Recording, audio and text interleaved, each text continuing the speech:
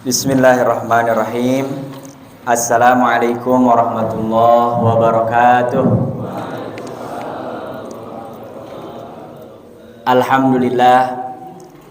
Alhamdulillahilladzi hadana lihada wa ma kunna linahtadiya laula an hadanallah. Asyhadu an la ilaha illallah wahdahu la syarikalah wa asyhadu anna Muhammadan abduhu wa rasuluh alladzi la nabiyya wa la rasula ba'dah. Allahumma fassalli wa sallim wa barik ala abdika wa nabika Muhammadin sallallahu alaihi wasallam wa ala alihi wa ashabihi wa man sanna bi sunnatihi ila yaumiddin. Allahumma innaka afuun tuhibbul afwa fa'fu anna. Allahumma innaka afuun tuhibbul afwa fa'fu anna. Allahumma innaka afuun karimun tuhibbul afwa fa'fu anna. Amma ba'du. Alhamdulillah Bapak Ibu jamaah Masjid Al-Mujahidin yang dirahmati Allah Subhanahu wa taala, hari ini tanpa terasa atau kita sudah hilang perasaan ini. Perasaan baru kemarin nunggu kapan Ramadan, ternyata hari ini Allah sudah memberikan rizki, memberikan kemudahan kepada kita, sudah berada di hari-hari terakhir di bulan Ramadan. Kita berdoa, memohon kepada Allah, berharap kepada Allah mudah-mudahan semua amal ibadah kita di bulan Ramadan ini khususnya semuanya diterima oleh Allah Subhanahu wa taala. Amin ya rabbal alamin. Salawat dan salam selalu kita bacakan, sampaikan, ulang-ulang sesering mungkin ya kepada Nabi kita, Rasul kita, yaitu Nabi Muhammad SAW, yang mudah-mudahan kita istiqomah, senantiasa kokoh berpegang teguh kepada ajaran yang dibawa oleh beliau sampai nanti kita diwafatkan oleh Allah Subhanahu wa taala. Amin ya rabbal alamin. Ini enaknya kalau Ramadan ada 2 kalender. Jadi tiap malam kemungkinan malam ganjil. Ya. Ya agak repot memang yang nggak ikut Muhammadiyah, nggak ikut pemerintah. Dari hari pertama juga udah lebaran. Ya kan? Itu yang buka-buka di jalan itu nggak ikut Muhammadiyah, nggak ikut pemerintah. Hari apapun, berapapun sudah lebaran. Ya. Ini alhamdulillah ala kulli hal. Pada pagi hari ini kita ingin mengkaji salah satu di antara bulan Ramadan itu dinamai oleh para ulama dengan Syahrul Quran. Bulannya apa? Al-Quran. Ya. Kenapa? Karena ayatnya yang tadi kita baca di surah Al-Baqarah ayat 185. Ya.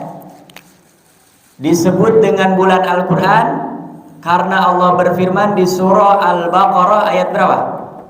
185.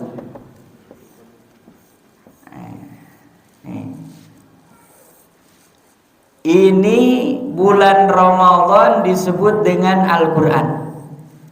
Makanya bulan Ramadan identik dengan apa? Al-Quran. Kenapa? Karena kata Allah, Syahrul Ramadan alladzi unzila fihil Quran. Bulan Ramadan adalah bulan di mana diturunkannya Al-Quran. Makanya aneh kalau ada orang di bulan Ramadan tapi nggak deket-deket dengan Quran. Rugi. Ya. Kenapa? Karena Al-Quran itu sumbernya dari siapa? Allah.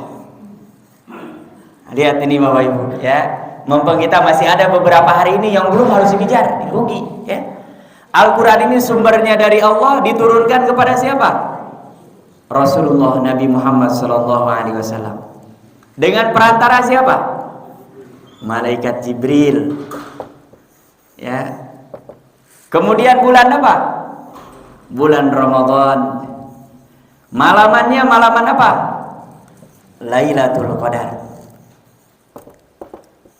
Semua yang disangkutkan, dikaitkan dekat dengan Al-Quran mulia.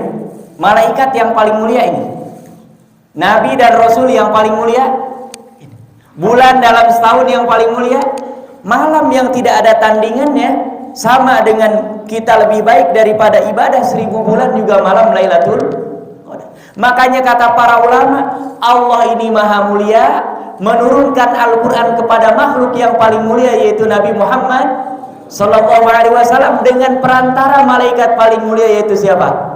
Malaikat Jibril alaihissalam, di bulan yang mulia, bulan Ramadan, pada malam yang paling mulia, yaitu malam Lailatul Qadar. Kalau ada orang ingin mulia, harus dekat-dekat dengan Al-Quran.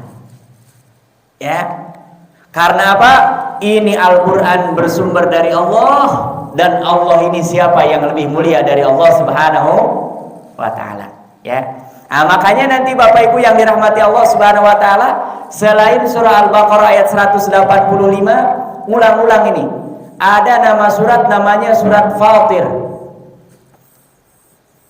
ayat yang ke 29, ya.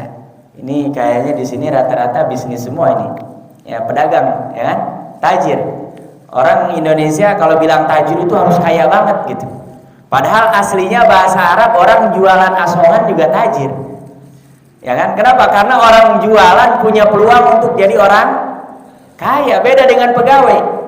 Kalau pegawai dia punya rumah bisa dibaca itu. Gajinya udah ketahuan. 2, 3, ya kan? Tanggal 2, tanggal 3 sudah koma. Tapi kalau orang yang bisnis jualan loh, itu dia nggak ada jamnya. Ya kan? Dan nggak ada yang ngatur, dia mau berapapun bisa. Apalagi yang sudah punya proyek tol, proyek apa, itu bisa sekali dapat berapa puluh kali lipat daripada orang yang gajian, ya. Nah, ini di surah Fatir ayat ke-29, ini disebutnya ayatul Qurra, ayat yang menjadi motivasi orang yang senantiasa membaca Al-Quran, ya. Jadi Bapak Ibu yang dirahmati Allah, orang di dunia ini bisnis apapun gak mungkin untung selamanya, gak mungkin.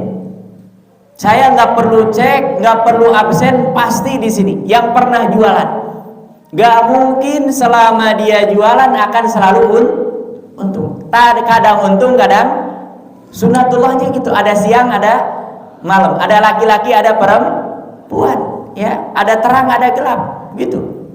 Tapi ini di surah Fatir ayat 29 kata Allah, innalladzina yatluna kitaballah, sesungguhnya mereka yang tilawah, membaca, ya. Apa yang dia baca? Kitabullah, kitabnya Allah, berarti Al-Quran. Karena tidak ada kitab sampai nanti akhir zaman, Al-Quran ini sudah, ya. Wa aqamus shalah, dan mereka yang mendirikan salat. Wa anfaqu mimma razaqnahum sirran wa alaniyah, dan mereka yang menginfakkan sebagian daripada harta yang Allah berizkikan kepada mereka, sirran secara sembunyi-sembunyi, wa alaniyah ataupun secara terang-terangan. Apa kata Allah? Yarjuna tijaratan lan tabur, itulah mereka yang bisnis perniagaannya tidak akan ada ruginya. Dan membaca Al-Quran gimana rugi? Kata Rasulullah SAW, siapa yang membaca Quran wa yatata'ta, apa yatata'ta? Terbata-bata, susah, tertati-tati. Saya diceritakan, ada ustaz, dia pengabdian lama di daerah Gunung Kidul. Alhamdulillahi Rabbil Alamin, baca Alhamdulillahi Rabbil Alamin. Dia ulang lagi, bukan berapa hari lagi, tes lagi, coba baca Alhamdulillahi Rabbil Alamin. Udah bisa tuh, dites lagi, lari lagi ke apa? Nah, apa kata Rasulullah? Orang yang membaca Quran seperti ini, walaupun dia salah, yang penting gak disengaja, itu dapat 2 pahala, ya. Walaupun salah, asal jangan disalah-salahin, dapat berapa? 2 pahala. Oh Pak, kalau kita umpamanya yang kerja ngantor 2 kali nggak masuk, ditambahin gajinya apa malah dikurangin? Kurangin pasti. Kenapa? Kita kerja dengan makhluk, ya. Sekaya apapun kekayaannya apa? Terbatas. Tapi kalau Allah, orang baca Quran, ya tata masih banyak kurangnya. Saya termasuk ini orang Jerman, ya kan? Ada huruf yang susah dari dulu, ya, fa, harus siap-siap itu. Dan kalau umpamanya kita ngulang-ngulang itu dapat 2 pahala. Ya. Saqalahu ajroni, kata Rasulullah, orang yang bacanya masih terbata-bata dapat 2 pahala. Makanya disebutkan tadi tijaratan lantab, bisnis yang nggak ada ruginya, salah aja dapat 2 pahala. Apalagi kalau benar kata Rasulullah, wa huwa mahirun bihi, orang yang mahir membaca Quran, hafal Quran, ya, mentadaburi Al-Quran, mengamalkan, apalagi mendakwahkan Al-Quran, ma'a safaratil kiramil bararah. Allah sebutkan namanya di hadapan para malaikat Allah Subhanahu wa taala yang mulia, ya. Jadi kalau orang berdekat-dekatan dengan Al-Qur'an itu selalu untung dan tidak akan pernah rugi, ya. Nah, ini makanya bulan Ramadan kata para ulama bulannya apa? Al-Qur'an, ya. Beruntung sekali kita yang sampai hari ini alhamdulillah sudah banyak membaca Quran. Yang dapat 1 juz alhamdulillah, 2 juz alhamdulillah, beberapa halaman pun alhamdulillah. Yang paling penting setiap hari jangan sampai kelewat tidak baca Al-Quran, ya. Karena kemampuan kita masing-masing berbeda-beda. Kalau yang sudah lancar banget, bisa waktunya luang, perbanyak baca. Syukur-syukur minimal 1 kali apa? Hatam. Bahkan 2 kali hatam, 3 kali hatam. Kalau Imam Syafi'i, beliau kalau bulan Ramadan hatam Qur'annya sampai 60 kali. 1 kali hatam siang hari, 1 kali hatamnya malam hari. Gimana itu bacanya? Masya Allah. Dan hari ini kalau ingin ngecek, Bapak bisa dilihat daerah Jawa Timur. Daerah Jawa Timur pesantren-pesantren Al-Quran itu dari selesai tarawih sampai subuh hatam mereka. Kenapa? Karena baca Quran udah kayak nama sendiri. Alif lam mim dzalikal kitabu la raiba fihi hudan lil muttaqin alladzina yu'minuna bil. Mereka baca, dan orang-orang yang hafal Quran bacanya boleh. Itu namanya bacaannya hazar, ya. Yang penting dia sudah mutqin, sudah hafal bagus. Untuk mengulang hafalan boleh bacaannya dengan bacaan cepat, ya. Nah, ini Masya Allah luar biasa. Nah, makanya kita mudah-mudahan di bulan Ramadan ini memperbanyak membaca Al-Quran, tadarus Al-Quran, ya, bahkan harus dijadwalkan, diagendakan. Kenapa? Karena Al-Quran ini manfaatnya bukan hanya di dunia, tapi sampai nanti setelah kita meninggal. Ya. Nih saya tulis ini, Bapak biar yang masih belum punya target membaca Quran, ya, jangan sampai rugi. Karena yang namanya penyesalan kata orang selalu di depan apa di belakang? Nah, di depan, ya kan? Kalau ketubruk kambing, ya kan? Jadi orang kalau dia rajin baca Quran, manfaatnya yang pertama, Al-Quran fid dunya yanfa. Di dunia saja manfaatnya banyak. Ya. Yang namanya Al-Quran di dunia saja manfaatnya apa? Banyak. Contoh, kalau ada orang yang membaca Quran, minimal Allah langsung bayar pahalanya kontan, yaitu apa? Sakinah, tumaninah, tenang. Ya, coba nanti kita baca Quran, pegang, ya. Apalagi kalau umpamanya surah-surah yang agak kita paham-paham dikit aja, itu ketenangan luar biasa. Itu sudah Allah langsung bayar kontan. Padahal ada orang-orang tertentu mereka untuk mencari ketenangan, istilah anak-anak muda sekarang apa? Healing gitu. Ya. Yang ada malah semakin gak eling. Kenapa? Pas berangkat enak, pas pulang enak. Ya kan? Berangkat enak, pulang enak, duitnya habis. Itu. Tapi kalau baca Quran, Masya Allah, orang yang baca Quran itu akan merasakan tumaninah, ketenangan yang luar biasa. Ya. Makanya Rasulullah SAW kalau di bulan Ramadan tiap malam tadarus dengan malaikat Jibril. Tiap malam tadarus dengan siapa? Malaikat Jibril, dicek bacaannya, diperdengarkan, ya. Makanya termasuk tradisi di kita biasanya habis sholat tarawih ada tadarusan. Itu sebetulnya terinspirasi dari itu tuh Rasulullah SAW. Tapi kalau kita yang mau baca sendiri silahkan, disimak juga boleh, ya kan? Mau yang hafalan silahkan. Bahkan kalau sholat tarawih boleh sambil megang Quran, sholat malam boleh sambil megang Al-Quran, Di tempat saya karena dia runut, ya, setiap satu rakaat satu halaman ini, yang imamnya baca di belakangnya ada asistennya, dia samping megang Al-Quran. Kalau ada yang keliru diperbaiki, boleh. Ya, beda dengan sholat wajib. Kalau sholat wajib dianjurkan oleh para ulama sebisa mungkin lebih baik yang kita hafal. Kenapa? Karena kalau megang Quran kan otomatis pindah halaman buka. Ada gerakan-gerakan di luar sholat. Tapi kalau sholat sunnah kata para ulama silahkan. Bahkan sambil duduk pun sholatnya juga tetap sah.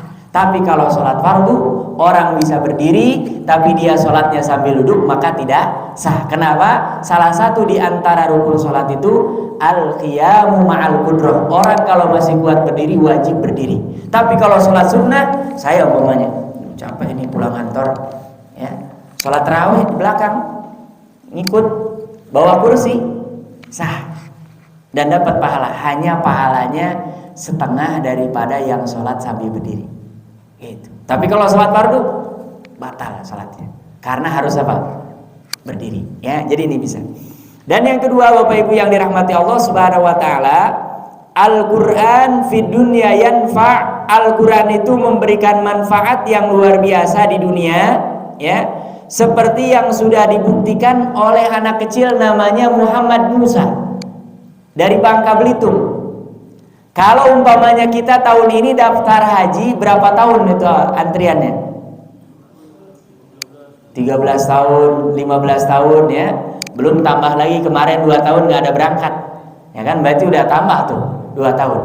Ya. Tapi ini ada anak kecil, ya, namanya Muhammad Musa, tinggalnya di Bangka Belitung sana, pulau kecil. Ini anak hafal Al-Quran luar biasa. Dibawa ke Jakarta dites, orang penasaran, bener gak sih? Karena di kampungnya itu dikenal, ini anak masih kecil, hafalan Qurannya sangat kuat. Dibawa ke Jakarta, dites, lanjutkan ayat, lancar. Suruh sebutkan ini surat apa, bisa dia. Suruh nyebutkan ini ayat keberapa, bisa. Dan gempar akhirnya dapat undangan, diundang ke Timur Tengah.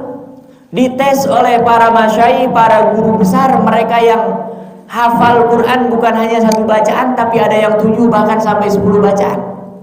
Ya. Dan ini begitu dites, anak ini bisa menjawab semua. Sampai-sampai mereka bingung. Anak kecil nggak paham bahasa Arab 1 kata pun bisa menghafal Al-Quran 30. Dari mana ini? Allah yang memberikan rezeki.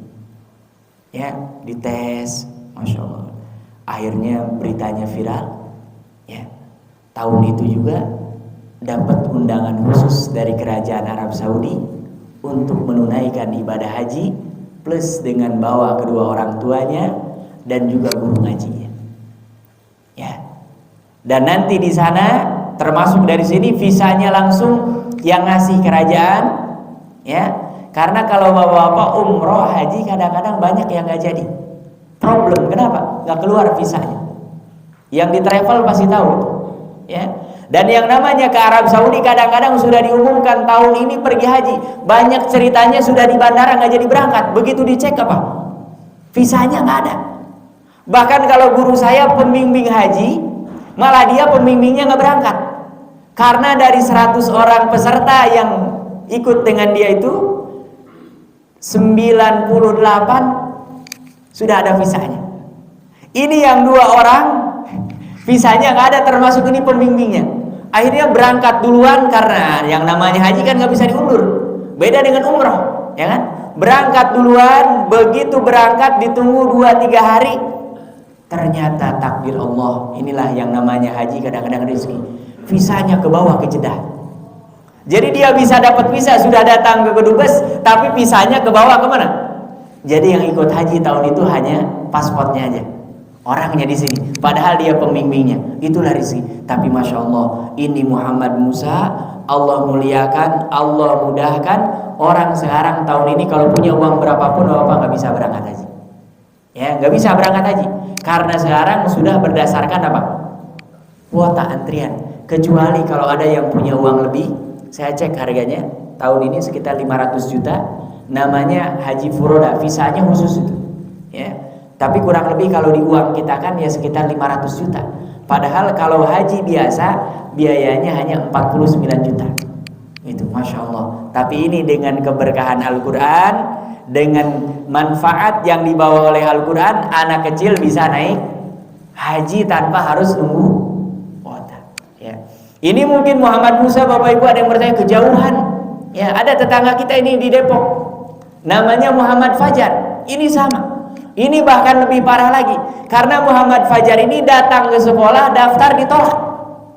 Kenapa? Karena kata pihak sekolah, mohon maaf, anak ibu ini kalau sekolah di tempat kami khawatir tidak bisa mengejar kurikulum. Karena hasil penelitiannya ada saya salah kotaknya itu yang putus katanya. Dan ini sudah dituliskan bukunya. Ya. Akhirnya apa? Ibunya tidak patah semangat. Ibunya bukan ustazah, bukan penghafal Quran. Setiap hari anaknya itu diperdengarkan tilawah, ya bacaan Al-Quran, diputar. Ini anak dengan izin Allah Subhanahu Wa Taala hafal Quran luar biasa. Yang pertama tahu hanya orang-orang di sekitar rumahnya, dites.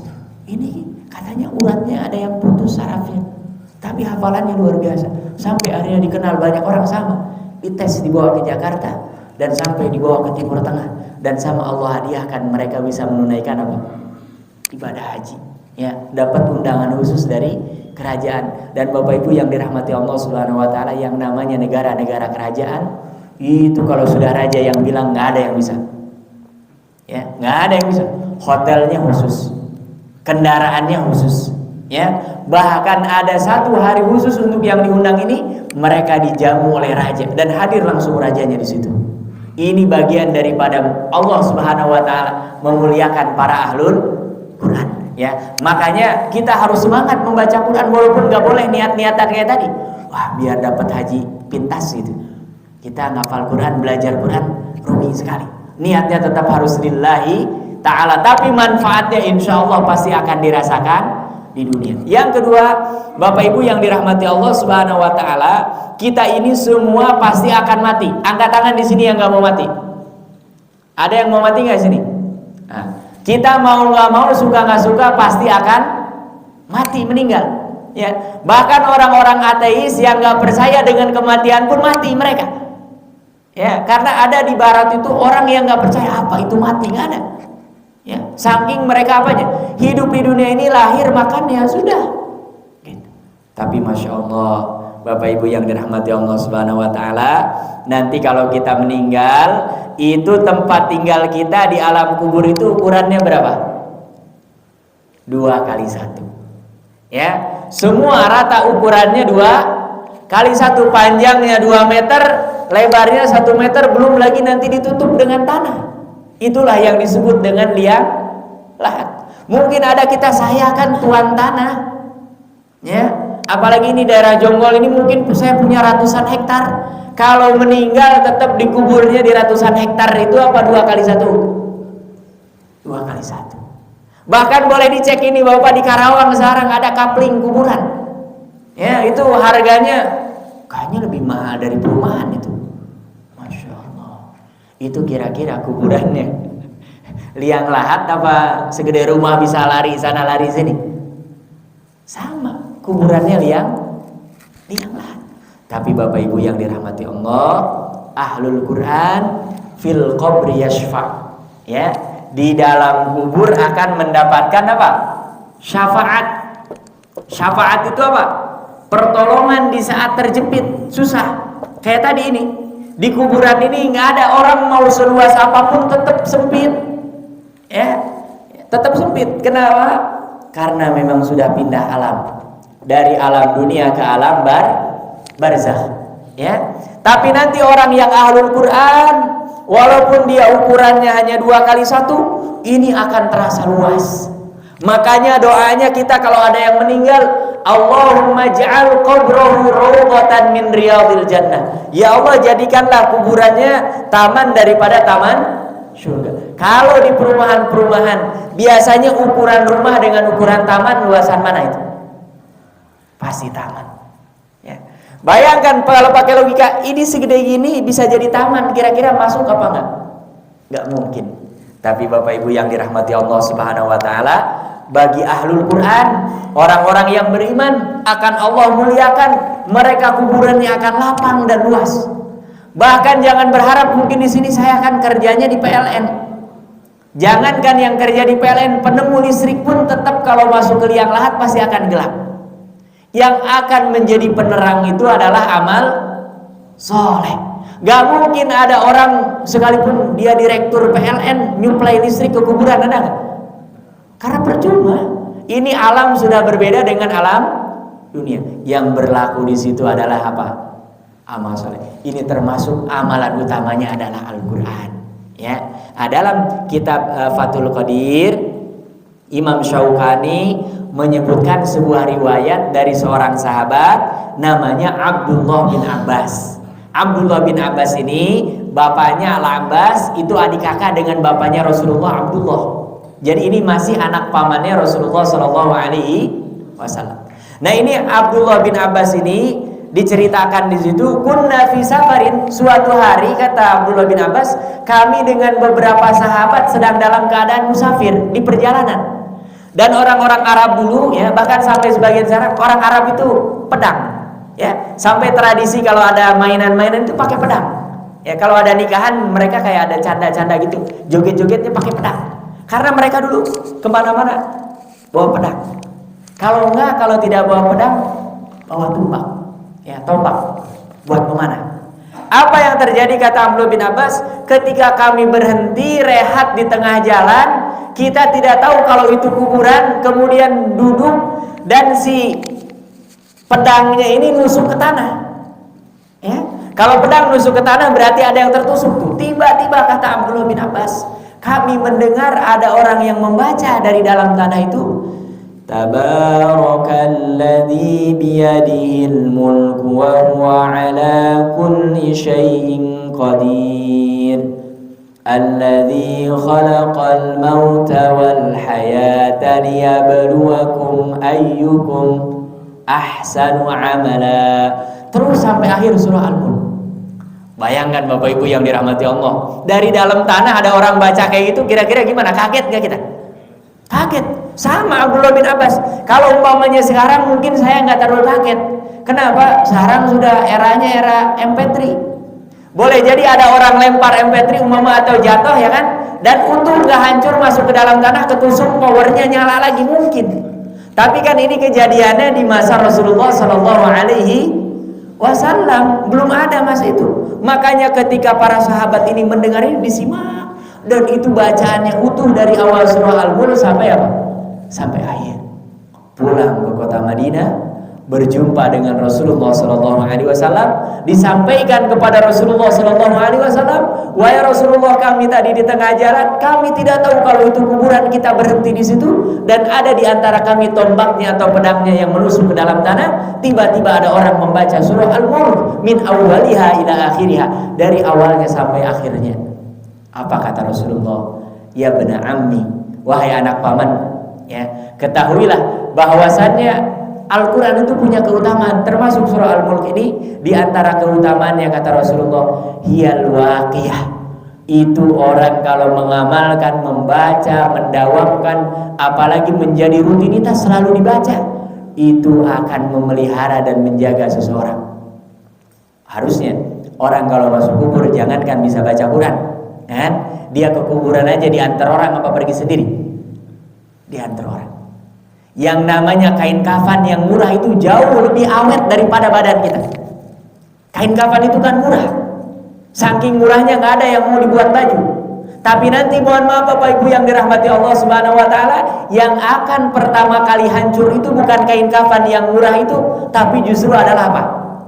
Jasad kita. Tapi ahlul Quran ini bukan hanya dilindungi jasadnya, tapi dia di alam kubur juga masih sempat bisa baca Al-Quran. Makanya kata para ulama, Al-Quran fil qabri yashfa. Ya, siapapun kita yang ingin kuburannya lapang, siapapun kita yang ingin kuburannya terang, sering-seringlah membaca Al-Quran. Mungkin ada yang bertanya, Ustaz, ini kan kejauhan di masa Rasulullah, mereka wajar seperti itu, ya kan? Karena mereka baca Qurannya sedikit-sedikit baca Quran. Kalau kita baca Qurannya sedikit-sedikit, makanya kita dengan para sahabat itu bedanya sedikit. Kalau mereka sedikit-sedikit baca Quran, kalau kita baca Qurannya sedikit, kan bedanya sedikit itu. Ya. Makanya kalau para sahabat itu rata-rata dicatat oleh para ulama, mereka di luar Ramadan saja rata-rata hatam 7 hari. Ya, sekarang sudah ada mushafnya namanya Mushafus Sahabah, mushaf standar para sahabat baca Quran. Jadi mereka 7 hari, mulai hari Jumat, hari Kamis itu hatam. Itu terbiasa itu mereka. Ya, kalau kita kan rata-rata ngitungnya pakai juz. Nah, nanti saya kasih rumusnya. Kalau ingin ada yang hatam 7 hari ya membaca Al-Quran, itu para sahabat mereka rata-rata gitu. Makanya mereka sedikit-sedikit baca Quran, sedikit-sedikit baca Quran. Kalau kita baca Qurannya sedikit-sedikit, tinggal rubah dikit nih. Kita dengan sahabat ini hanya beda satu tingkatan aja. Kalau sahabat sedikit-sedikit ya di depan, kalau kita sedikit-sedikitnya apa? Di belakang. Makanya kita harus majukan, pindahkan ke depan. Apalagi ini di 10 hari terakhir di bulan Ramadan. Ya. Ada seorang bapak-bapak dan ini tidak ada alasan, Ustaz saya ini udah umur 40 tahun, 50 tahun, boro-boro belajar Al-Quran, kan? Tahu huruf Arab aja enggak? Buang pemikiran seperti ini. Ini enggak benar. Ya. Rasulullah SAW saja diangkat jadi nabi, jadi rasul awal pertama kali turun Al-Quran umur berapa? 40 tahun. Ya. Jadi kalau ada orang, saya udah 40, 50, kayaknya susah. Rasulullah saja menerima Al-Quran pertama kali umurnya 40, dan para sahabat umurnya kisarannya rata-rata sama. Jadi gak ada alasan. Dan bahkan hari ini, ya, baru beberapa waktu lalu ada nenek-nenek 93 tahun di kota Gaza wisuda Al-Quran. Ya. Bayangkan nenek-nenek wisuda Al-Quran umur 93 tahun. Dan saya ngajar di online ya, alumni Undip Universitas Diponegoro tahun 80, 83 gitu. Yang sudah jadi kakek-kakek, ketika belajar Al-Quran suruh baca, giginya malah copot. Karena ternyata giginya gigi palsu. Saya kan nggak tahu itu. Pak baca, tempelkan ujung lidah, pangkal lidah ke gigi bagian atas. Ngikutin dia. Malah copot. Astagfirullah. Itu memang perjuangan dan susahnya orang belajar kalau sudah usianya udah tua. Tapi tidak ada alasan untuk tidak belajar Al-Quran. Dapat berapapun, insya Allah itu akan mendapatkan pahala yang besar dari Allah Subhanahu wa ta'ala. Nah, ini kisahnya Bapak Ibu yang dirahmati Allah Subhanahu wa ta'ala. Ada seorang bapak-bapak, dia pensiunan di Turki, Istanbul, ya. Selesai dia pensiun, dia baru punya kesadaran Al-Quran. Sebelumnya gak punya semangat membaca Quran. Dia datang ke toko-toko kitab, toko-toko buku yang menjual Al-Quran. Setiap kali beli Al-Quran gak bisa baca. Karena memang sunnatullahnya orang semakin tua matanya semakin bagus apa semakin buruk? Dia beli lagi yang lebih besar lagi, nyari lagi, nggak ada yang dia bisa baca. Akhirnya karena dia keinginannya kuat, dia nulis sendiri. Jadi setiap belajar tulis sendiri sesuai dengan ukuran yang dia bisa baca. Ya Allah, setiap mau belajar hari pertama mau tulis Al-Fatihah, Bismillahirrahmanirrahim, Alhamdulillah, sampai terus ghairil maghdubi. Bertahun-tahun kakek ini sampai dia menghatamkan Al-Quran, dan Al-Qurannya tulisan tangan sendiri. Ya, Masya Allah, berapa tahun itu kira-kira Bapak? Saya pernah di Libya protes. Kenapa? Karena ada syekh dari Mesir, biasanya ujian Quran hanya dites hafalannya aja, lanjutkan. Dia ngambil nilai. Ini suruh nulis Quran 1 juz. 1 juz itu kan 20 halaman. Waktunya 1,5 jam. Gempor dah itu. Ya, bayangkan suruh nulis pakai tangan itu. Ya. Kita protes, setelah selesai. Apa kata syekhnya? Kalian boleh protes kepada saya, tapi tolong datang 2-3 tahun kepada saya. Orang yang hafal Al-Quran hanya lisan saja dengan yang dituliskan, itu pasti beda. Dan ternyata betul, kalau kita hafal tuliskan itu lebih kuat. Nah, ini kakek ini nulis sampai hatam 30 juz. Ketika usianya semakin senja, semakin dekat dengan ajalnya, dia kumpulkan anak-anaknya wasiat. Anak-anak aku nanti kalau bapak meninggal, tolong masukkan Quran ini yang bapak tulis ke liang lahat. Jadi dia berwasiat gitu. Dan ternyata apa? Dilaksanakan wasiatnya ini. Bapaknya meninggal, dimasukkan ke liang lahat, dan anaknya sudah kuburkan di Istanbul. Beberapa selang setelah itu dia pergi umroh, ya, dari Mekah selesai umroh seperti umumnya jamaah umroh di Indonesia ke kota Madinah. Dan di samping kota Madinah itu kan Masjid Nabawi itu banyak toko-toko kitab, toko-toko jualan parfum, ya, souvenir-souvenir itu. Dia masuk ke salah satu toko kitab dan dikagetkan, ternyata di dalam toko kitab itu ada satu Quran yang dijual tapi tulisan tangan. Ya. Dia buka, astagfirullah, ini tulisan bapak saya. Padahal tadi di kuburannya di mana? Di Istanbul, di Turki.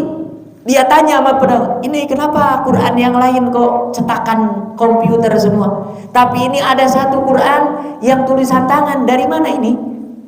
Apa kata penjaga toko itu? Beberapa waktu lalu ada seorang penggali kubur di makam baki. Nah, makam baki itu kuburan yang kalau kita keluar dari makamnya Rasulullah sebelah kiri, begitu keluar pintunya itu langsung makam baki, ya, luas, ya. Dan Bapak yang dirahmati Allah Subhanahu wa taala, makam baki ini para sahabat yang meninggal di kota Madinah itu dikuburkannya di situ. Dan jangan berpikir bahwa makam baki ini karena sudah dari masa Rasulullah itu kuburannya kayak apartemen. Jadi kalau orang kubur itu kiri kanan terus. Kenapa? Lahannya sudah habis. Ya, dan di kota Madinah itu kalau punya 500 meter aja kita bisa kebeli pesawat terbang aja, saking mahalnya, dan sudah nggak ada yang jual. Ini makanya makam baki itu ada yang meninggal masukkan lagi, ada yang meninggal masukkan lagi, terus sampai tingkat-tingkat ke atas, ya. Nah ini katanya dia ada seorang penggali kubur di makam baki beberapa waktu lalu datang ke sini dan dia mengatakan, saya menggali kubur dan menemukan ada jenazah utuh dengan Al-Quran, ya, dengan Al-Quran. Dia bingung mau ngapain, akhirnya ini kalau ada yang mau beli alhamdulillah, kalau nggak ada yang mau suruh ambil saja. Masya Allah, kata anaknya ini, boleh nggak saya diketemukan dengan penggali kubur ini? Karena ada yang mengganjal, saya sangat yakin kalau ini tulisan bapak saya gitu. Tapi tadi dikuburinnya di mana? Istanbul.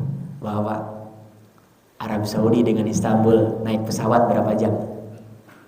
5 jam paling cepat, ya kan? Ini kira-kira kalau ada orang sudah dikubur bisa pesan tiket pesawat, bisa naik kapal laut, bisa naik kereta? Gak mungkin. Akhirnya dia datangi, ya, penggali kubur itu dan dia minta tolong nanti kalau saya harus bayar, saya bayar. Tolong galikan kuburan ini di mana engkau mendapatkan Al-Quran ini, karena saya ada mengganjal dan saya yakin, bukan ingin apa-apa, saya ingin memastikan aja. Ternyata Bapak Ibu yang dirahmati Allah, digali lagi, itu ternyata betul jenazah bapaknya utuh. Dan ketika orang penggali kubur ini mendapatinya, dia memang sedang memeluk Al-Quran. Masya Allah. Anak ini setelah dibuka dilihat, aku yakin itu bapaknya dikuburkan lagi. Datang kepada ulama-ulama yang ada di kota Madinah. Para ulama juga ditanya, bingung. Karena bingung gimana naik pesawat aja 5 jam, kok bisa ada di Madinah? Akhirnya kata para ulama, kami hanya ingat dengan hadis Rasulullah SAW, almaru ma'aman ahab. Orang itu baik hidupnya, matinya, di alam kuburnya, bahkan nanti di surga atau di neraka, itu tergantung dia suka apa, suka kepada siapa, cinta apa dan cinta kepada siapa. Ini kalau mendengar penjelasan Anda, bapak Anda ini adalah ahlul Quran, pecinta Al-Quran, mencintai Rasulullah SAW, makanya sebagai balasannya Allah bayar DP-nya. DP yang namanya DP beli rumah aja maksimal 30%. Bahkan sekarang banyak rumah tanpa DP. Ini orang ahlul Quran dibayar DP-nya di alam kubur sebelum nanti di akhirat. Itu Allah dekatkan kuburannya dengan kekasihnya, itu siapa? Rasulullah SAW. Makanya Bapak Ibu yang dirahmati Allah, kalau ada jamaah haji dari negara manapun, kerajaan Arab Saudi menetapkan kalau tidak mau diambil, kalau meninggalnya di kota Mekah, dikuburkan di Baqi sebagai penghormatan. Kalau meninggalnya di kota Madinah, dikuburkan di Ma'la sebagai penghormatan. Makanya ada seorang ulama kita baru-baru meninggal itu tahun haji beberapa tahun yang lalu, Kiai Haji Maimun Zubair. Itu dikuburkan di mana? Dibaki. Kenapa? Karena kalau nggak diambil oleh keluarganya sebagai penghormatan, itu kebijakan kerajaan. Itu jamaah haji itu mereka sedang puncak-puncaknya ibadah, jihad paling tinggi. Ya, apalagi seorang perempuan kan nggak ada jihad perang, jihad paling tingginya itu pergi haji. Makanya kalau ada yang meninggal karena sakit atau apa, negaranya nggak mau ambil, itu dimuliakan, mereka dikuburkan di Madinah di Baqi.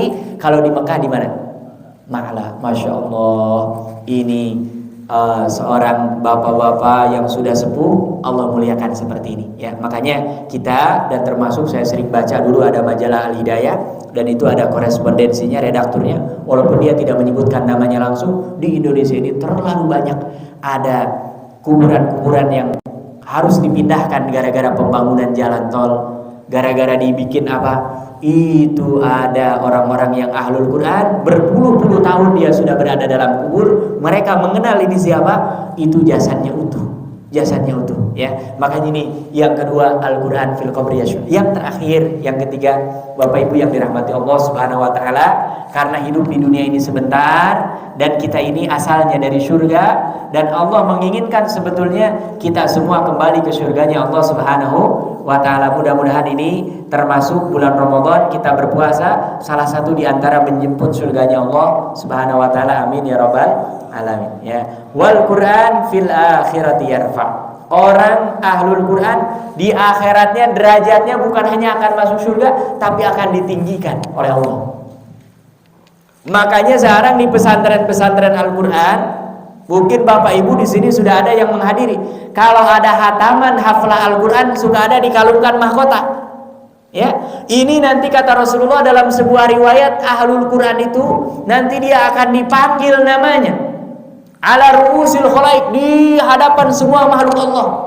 Ya, umpamanya nama siapa? Fulan, disebutkan namanya Hudzaifah, silakan maju ke panggung. Kayak seperti ini sudah. Dan itu nanti akan dikalungkan dengan kata Rasulullah namanya tajul karamah, mahkota kemuliaan, penghormatan, penghargaan dari Allah Subhanahu wa taala. Di dunia saja yang pakai mahkota siapa? Raja, ratu, permaisuri, ya kan? Ini bayangkan di surganya Allah, puncaknya kenikmatan. Ini orang diundang oleh Allah di hadapan semua makhluk dan diumumkan ini adalah ahlul Quran. Dan yang lebih hebat dari itu, bukan hanya pelakunya, termasuk orang tua. Dalam riwayat ada orang tua yang dia kaget-kaget begitu dipanggil. Kan misalkan kita umpamanya nggak pernah ikutan kuis, ya kan? Tiba-tiba dipanggil, ibu, kan pasti kaget. Bapak, ini kenapa ya saya? Padahal nggak masukin. Kalau dulu kan ada kapal api itu dimasukin kardus, ya. Nah, kita dipanggil, nggak tahu masih ada nggak sekarang itu? Masih ada, ya. Kalau umpamanya kita nggak pernah masukin, tiba-tiba nama kita dipanggil, kira-kira gimana? Waduh, kaget ya. Apa begitu ditanya, ya Allah, ada apa saya? Padahal saya dulu baca Qurannya biasa-biasa. Tadi yang termasuk kalau sahabat sedikit-sedikit, kalau kita sedikit-sedikitnya di belakang gitu. Ternyata apa kata Allah? Ini banjaran pahala karena anakmu adalah ahlul Quran. Ya, bahkan bukan hanya orang tuanya, nanti bisa dia memberikan syafaat, meninggikan derajat keluarganya. Makanya kalau ada di antara kita anaknya belajar Al-Quran, support, dukung, ya dorong. Dan kalau anak-anak di pesantren banyak keluh, jangan kita orang tuanya juga ikut-ikutan melempem. Yang namanya di pesantren wajar. Orang kalau di sekolah biasa dia akan pagi, siang pulang. Kalau ini hidup di pesantren berinteraksi dengan teman yang berbeda-beda 24 jam. Makanya wajar kalau ada gesekan-gesekan dikit. Karena umumnya penyakitnya di pesantren gitu. Anaknya betah, orang tuanya nggak betah. Nangis terus, khususnya istri. Ya.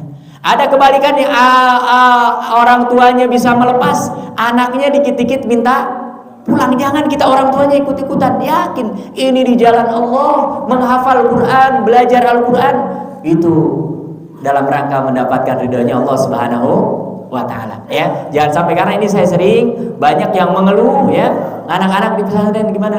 Jangan mundur. Kalau kita mundur itu nanti baliknya lagi sulit, ya. Nah, makanya mudah-mudahan insyaallah masih ada 10-9 hari ke depan, ya. Kita coba maksimalkan, apalagi ada program i'tikaf, ada program 10 hari terakhir di bulan Ramadan. Mudah-mudahan kita semua mendapatkan keutamaan malam Lailatul Qadar, salah satu amalan utamanya perbanyak baca Al-Quran, tadarus Al-Quran. Yang belum mulai dengan tahsin, dapat 1 ayat 2 ayat, alhamdulillah, syukur-syukur. Kalau kita bisa menambah hafalan, paling tidak kita terus berinteraksi dengan Al-Quran. Karena tadi jangankan bacaannya bagus, indah, apalagi bisa mengajarkan kepada orang lain. Bacanya salah-salah saja, asal jangan disengaja, itu dapat 2 pahala dari Allah Subhanahu wa taala. Mudah-mudahan Bapak Ibu yang dirahmati Allah Subhanahu wa taala, Allah memberikan rezeki kepada kita bisa terus memperbanyak interaksi dengan Al-Quran. Yang sudah selamat, yang belum semangat, ya. Yang sudah selamat, yang belum semangat, sama-sama ujungnya at gitu ya. Yang penting yang sudah banyak berarti insya Allah dia dapat pahalanya banyak. Yang belum, tidak ada dalam Islam yang namanya beramal soleh ketinggalan kan. Yang namanya amal soleh, sekalipun kita mau meninggal 2 menit 3 menit, itu ada hitung-hitungannya di hadapan Allah Subhanahu wa taala. Makanya ini kita masih insya Allah waktunya luang, kita berlomba-lomba karena dalam kebaikan Al-Quran memberikan rumus apa? Fastabiqul khairat. Jangan kayak orang Sunda, mangga tipayun gitu. Nah, kalau kebaikan kita ambil duluan. Kita yang harus berada di garda paling depan, ya. Kalau umpamanya urusan dunia mangga tipayun nggak apa-apa. Tapi kalau baca Quran, sholat berjamaah, apapun, kita yang harus kayak motor Yamaha dong, selalu di depan, gitu. Nggak mau ketinggalan. Nah, kenapa? Karena kita sedang mengharapkan ridho dan ampunan Allah Subhanahu wa taala. Ini saja mungkin. Mudah-mudahan sekali lagi kita berdoa, bermohon kepada Allah Subhanahu wa taala, semuanya kita diberikan rezeki, kemudahan untuk memperbanyak membaca Al-Quran, tadarus Al-Quran, tadabbur Al-Quran, dan mudah-mudahan kita semua sebagaimana dikumpulkan di masjid ini dikumpulkan nanti di surganya Allah Subhanahu wa taala. Makanya kami diajarkan dulu oleh para guru kami, tata ini bukan. Mudah-mudahan nanti kita bisa memberikan syafaat satu sama lain, ya. Karena di dunia ini mau berapapun umur kita terbatas, tapi kalau nanti kita masuk surganya Allah, kenikmatan, dan di situ kata Allah, khalidina fiha abada, kekal abadi untuk selamanya. Mudah-mudahan Allah Subhanahu wa taala mengkabulkan semua amal ibadah kita dan hajat-hajat kita, amin ya rabbal alamin. Ini saja yang bisa saya sampaikan, yang benar dari Allah Subhanahu wa taala dan Rasulnya. Kalau ada yang khilaf dan salah, mohon dimaafkan dan minta ampun kepada Allah Subhanahu wa taala. Subhanakallahumma wa bihamdika asyhadu an la ilaha illa anta astaghfiruka wa atubu ilaik, walhamdulillahirabbil alamin.